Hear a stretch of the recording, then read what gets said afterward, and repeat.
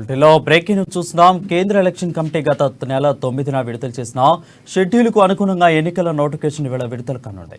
వెంటనే నామినేషన్లను దాఖలు చేసే ప్రక్రియ కూడా ప్రారంభమవుతుంది. ప్రతిరోజు ఉదయం 11 గంటల నుంచి మధ్యాహ్నం 3 గంటల వరకు నామినేషన్లు రిటర్నింగ్ అధికారి కార్యాలయంలో దాఖలు చేయవచ్చని, సెలవు దినాల్లో కుదరదని రాష్ట్ర ఎన్నికల ప్రధానాధికారి కార్యాలయం స్పష్టం చేసింది. నామినేషన్ దాఖలు చేయడానికి వచ్చే అభ్యర్థులు 100 మీటర్ల దూరం నుంచి 3 వాహనాలు మాత్రమే పర్మిషన్ ఉంటుందని, ఆర్ఓ గదిలోకి అభ్యర్థితో పాటు మరో 4గురికి మాత్రమే అనుమతి ఉంటుందని స్పష్టం చేసింది.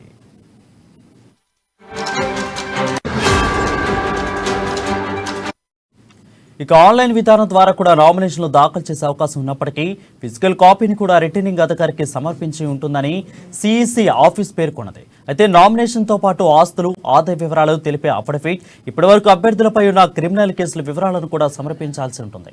ఎన్నికల ఖర్చుకు లెక్కించడానికి వీలుగా ప్రతి అభ్యర్థి విడిగా బ్యాంకు ఖాతాను కూడా ఓపెన్ చేయడం తప్పనిసరి.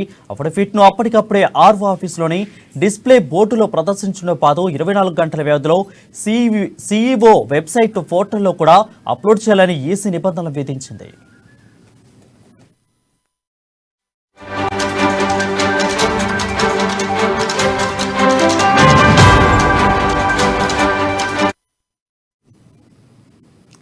ఎన్నికల ఏర్పాట్లను పరిశీలించడానికి వచ్చిన సెంట్రల్ ఎలక్షన్ కమిటీ టీం 2 రోజుల పాటు రాష్ట్రంలో పర్యటించి సీఈఓ, అడిషనల్ ఈసీఓ, అదేవిధంగా joint CEO, deputy CEO, CS, DGP, additional DGP తదితర ఉన్నతాధికారులతో సమీక్ష నిర్వహించింది. ఏర్పాట్లలో తలెత్తిన లోపాలను సరిదిద్దడంపై పలు సూచనలు చేసింది.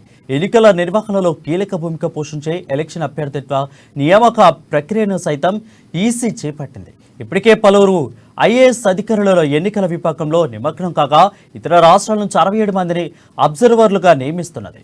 నామినేషన్ల ప్రాసెస్ ప్రారంభం కావడంతోనే వీరు రంగంలోకి దిగుతున్నారు.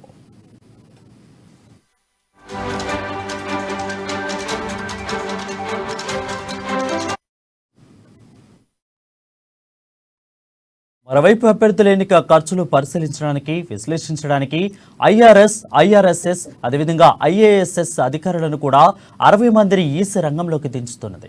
ఐఏఎస్ అధికారులంతా సాధారణ పరిశీలకులుగా ఎలక్షన్కి సంబంధించిన అంశాలను పర్యవేక్షిస్తారు. వ్యయ పరిశీలకులు మాత్రం అభ్యర్థుల రోజువారీ ఖర్చుకు సంబంధించిన అంశాలపై మాత్రమే ఫోకస్ పెడతారు.